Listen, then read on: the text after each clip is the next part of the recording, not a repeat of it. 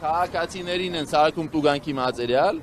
համ այդ տուգանքի նույնիսկ չափը սահմանելուց իրանք համաչափության սկզբունքը չեն օգտագործում, օրինակ տեսեք, եթե մենք մեքենա վարելիս ծխենք, հեռախոսից օգտվենք կամ ամրագոտի չկապենք,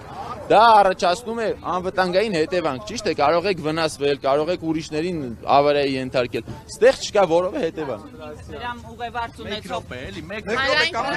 համար մարդկանց տուգանել 15,000 դրամով։ Դուք կողմեք հանգացնելու տրանսպորտը։ Ցանոթների ներկայացուցիչն եք որպես կպատասխանեք որպես կրթության եւ մշակույթի նախարար։ Ես տերկողի դուրը պահում եմ։ Դուք պատգամավոր եք։ Դուք կողմեք քաղաքացիներին տուգանելու։ Ճանաչում, հատ ներկայացեք, տենան պատգամավոր եք, թե չէ։ Քաղաքացիներ սա է Նիկոլ Կարելի է, բայց պատասխանատու, հա։ Դուք կողմեք որ թանկանա տրանսպորտը։ Բարև ձեզ։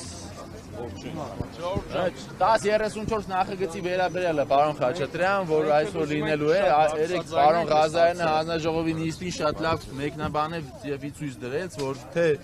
ապօրինի թանկացնումն այդ տուգանք են բերում, թե նաեւ տեղական հանրակրվեի գործիքակազմից մեզ զրկում են, քանզի մենք հայտարարել ենք, որ եթե 17000 ստորագրությունները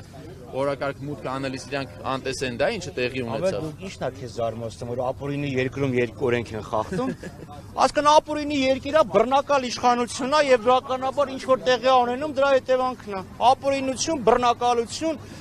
անպատժելիության մթնոլորտ, որին պետքա վերջ տալ հնարավորինս շուտ եւ հույս ունեմ, որ դուք մեր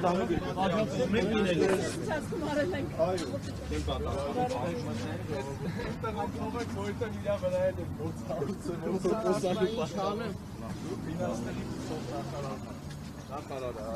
մի հատ էլ հարուցվել է